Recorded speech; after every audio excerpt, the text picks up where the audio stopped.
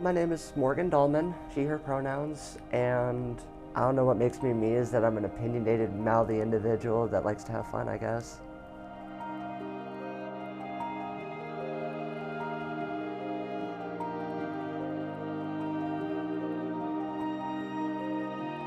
I didn't come out as trans originally.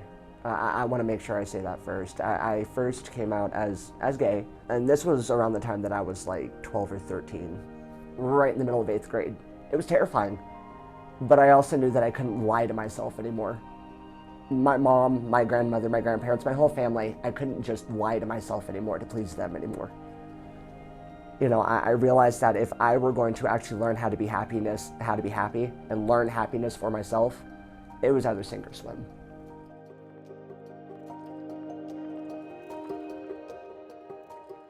That was a lot easier. I was actually out of the house at that point. I had actually gone to Covenant House, which is where I met Chris, as actually my therapist.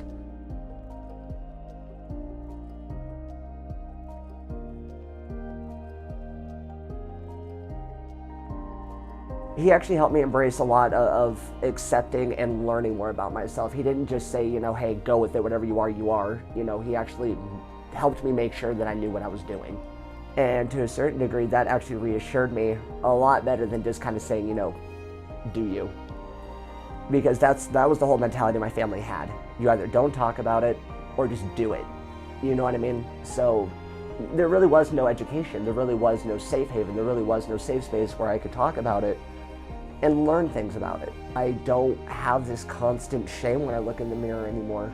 I don't have this, excuse me, I don't have this overwhelming desire to just hide.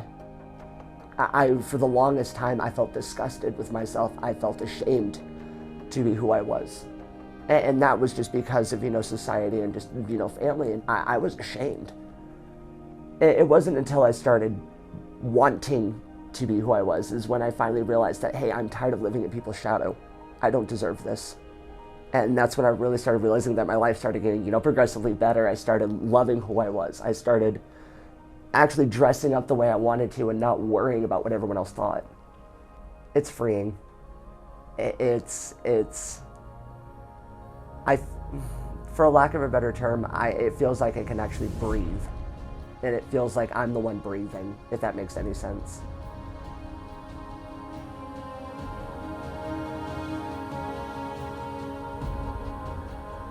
It means a couple of things. It means that, you know, anyone, no matter if you're gay, straight, bi, man, woman, whoever you are, anybody can dress up in glitter and rainbows and be okay with it. It is the 1 month where you can get as magically glittered out as possible and no one looks twice. However, it's also a time where it's remembrance. You know, you're remembering every individual, you know, when this fight first started, that fought for our right to be able to sit here today to talk about this, that died or sacrificed their freedom to be able for us to be able to, you know, sit here and talk about this. There's been a lot of progress. There has been a lot of change. However, there's also still a lot of things that need to be dealt with, that need to be, you know, put out in the open, if you will. And that's exactly why I feel like what Pride does. It puts all of our stuff out in the open, but it also says, hey, we're still here, we're still strong, and we're still doing what we love to do.